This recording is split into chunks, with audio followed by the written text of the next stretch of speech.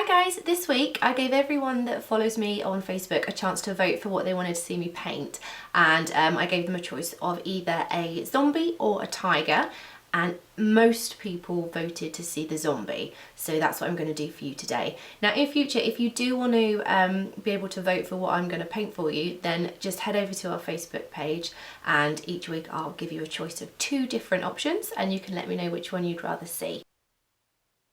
The first thing you need to do is hollow out the features. So I'm using a light brown colour on my sponge, and I'm just going to paint this underneath the cheekbones, in the temples, in the eye sockets and around the mouth, anywhere that you want to look sunk in. It doesn't need to be neat, messy is better because this is a zombie after all. I'm just going to take a little bit around the hairline as well.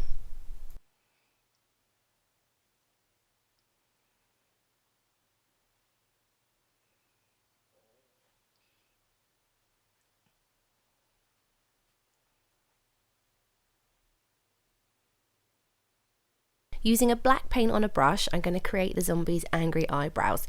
Now I start right on the inside corner of the eye and bring the line up at an angle through the eyebrow. And I'll do this on both sides, and once I've got my line, I'll use a sponge to drag the colour downwards.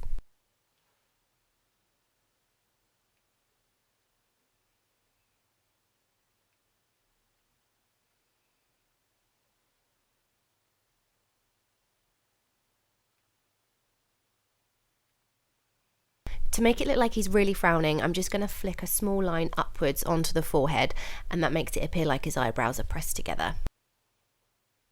For a bit more depth, I just add some more black paint right in the inside corner of the eye underneath the brow, and again blend that out.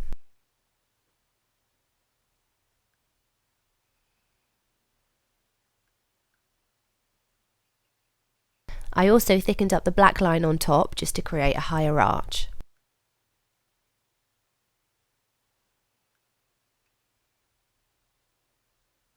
Now swap into a dark brown colour. I'm just going to add a few more details around the eyes. So any wrinkles that there might be in the corners of the eyes, also the crow's feet lines around the outside edge, just paint those in.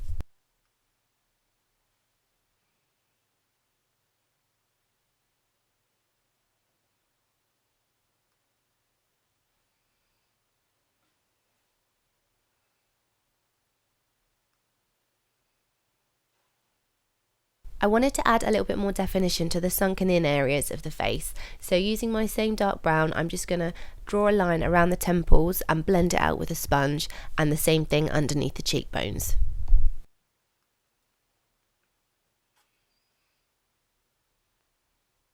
And don't forget, this bit really doesn't need to be neat. The messier it is, the better the effect will be.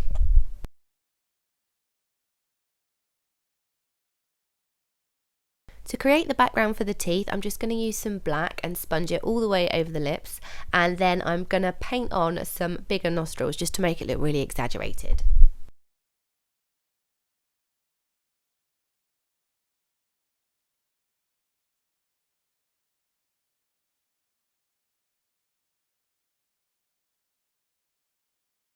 Next, I'm taking a stipple sponge with some dark red paint, and just after checking it's not too wet on the back of my hand, I'm going to add some bruising around the face.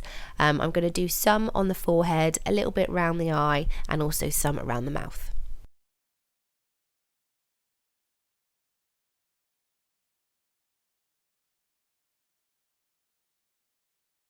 To create the teeth, I'm just using a number 8 round brush with some white diamond effects paint, and I'm just pressing the brush down on top of the black.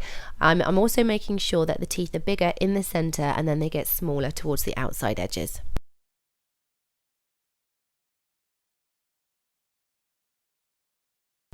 To stop the teeth looking too stuck on, you can drag the white paint into the black on the outside, but this step is completely optional. It just depends how much time you have. The final thing we need to add to finish the zombie is of course blood, so I'm going to paint this on using a brush and some dark red paint, and it's going to go on any area where we added the bruising.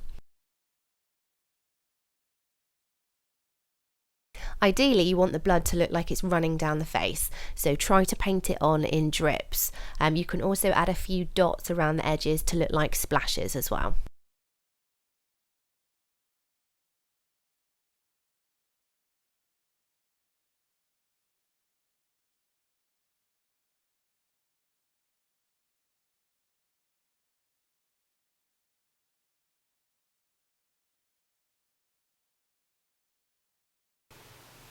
Now you have a very quick zombie design.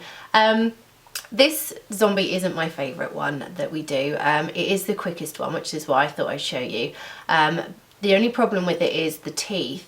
Although they look okay at the moment, as soon as you start to eat or drink or even talk, the white will smudge into the black underneath and it will just turn grey, and it'll be a big smudgy mess. If you want to see a different zombie, one that takes a lot more time to do and is a lot more detailed, and won't smudge so badly, then do let me know in the comments and I will get one filmed for you. And yeah, head over to Facebook, join the Facebook group, and then you can vote for which design you want to see each week. And I'll see you next time. Bye!